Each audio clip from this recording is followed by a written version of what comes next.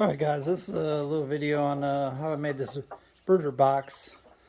It's 4 feet by 2 feet wide, and what we did was we just made it out of 2x4s, and we put this small 1/4-inch hardware cloth all stapled to the outside of it, and then we used a little bit more coarse hardware cloth on the bottom of it so the waste can go through it. And you can see we got a broody hen and her chicks in here, and then we got a solid lid on top that's hinged so we can get in there, and we got our food and everything in there. And then one thing I did, because the barn is kind of on level ground all through here, I put 3 legs on it. That's the key to having something like this. So we got 2 legs on this side and 1 leg on this side. That way, even if you're on unlevel ground, it doesn't get all wobbly. And another feature we got here is this ramp. So I got a little lock mechanism there, you know, a little bolt lock. And then I screwed in some steps, and this can, and a hinge, it's hinged, so the chickens can come in and out of there. But she's real broody right now, so she won't come out. She won't get off that. She doesn't have any eggs under her, but those 3 chicks, she's taken care of.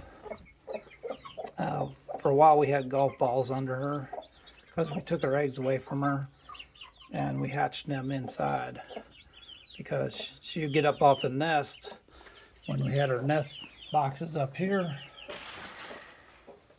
That and then another hen would get on them, and then, you know, the eggs were sitting there for a while. They'd lay an egg, and then we didn't want them to get all mixed up, so we ended up hatching them ourselves, and then we put the chicks in with her in this little brooder box. But this is if you're interested in making a brooder box, here's an idea how to make one. Just out of 2x4s and some plywood and the hardware cloth, which it's really inexpensive to make if you got scrap wood laying around. And then, nice thing, you can make a little ramp here too, so they can get in and out of it, and hinge top. So she likes it in there. Now we just put a bunch of straw in the corner for her nest. See how puffed up she is?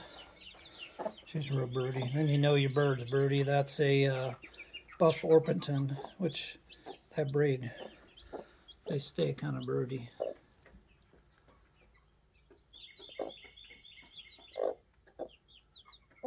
Just make sure you put some water and some food in there for her, because a lot of times they won't get off that nest.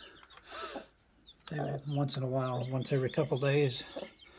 We also got a feeder over here for her. She seems like she doesn't want to get off that straw at all now. Hi, Mama. So Hello, Mama. I put the food and water close enough to her. Hello, Mama.